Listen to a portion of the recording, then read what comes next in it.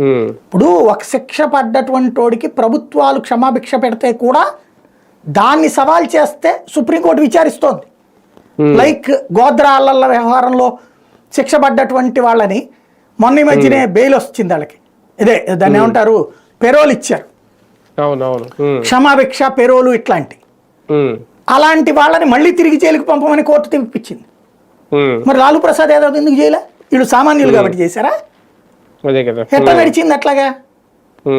కాబట్టి ఉపన్యాసాలు అద్భుతంగా ఉంటున్నాయి. ఇది వినగానే అబ్బా అనే పెద్ద పెద్ద చర్చలు చేస్తే పత్రికలు వ్యవస్థలో ఉన్న లోపాలు సరిచేయకుండా, ప్రతీకార రాజకీయాలు ఆపకుండా, ప్రత్యర్థి మనకి నచ్చని వాడే మన ప్రత్యర్థి అయితే చాలు, అధికారంలో ఉన్న ప్రత్యర్థులందరినీ ఏదో కేసులో ఇరికించడం గత 20 ఏళ్ల నుండి జరుగుతున్నటువంటిది. ఇవాళకి వాళ్ళ మార్చాలంటే ఇదంతా కుదరదు. కానీ ఒకటి సార్, మరి నిజంగా ఇలాగా శాశ్వత నిషేధం లాంటిది ప్రజాప్రతినిధుల మీద చెయ్యకపోతే ఈ హత్యలు లేదంటే ఈ అత్యాచారం ఇలాంటి చేసిన కేసులు చాలా పెండింగ్ లో ఉన్నాయని చెప్తున్నారు. అవి ఇంకా పెరిగిపోవా రేపు పొద్దున్న? వాళ్ళకి ఇంకా అడ్డు అదుపు లేకుండా పోదా? జడ్జిమెంట్ ఇవ్వమనండి, శిక్షించమనండి. అంటే కోర్టులు కూడా చెప్తున్నట్టునే కదా సార్, సుప్రీంకోర్టు కూడా తేల్చేయమని చెప్తున్నట్టుంది కదా, ఇటువంటి కేసులన్నీ త్వరగా తేల్చేయమని. ఎవరు?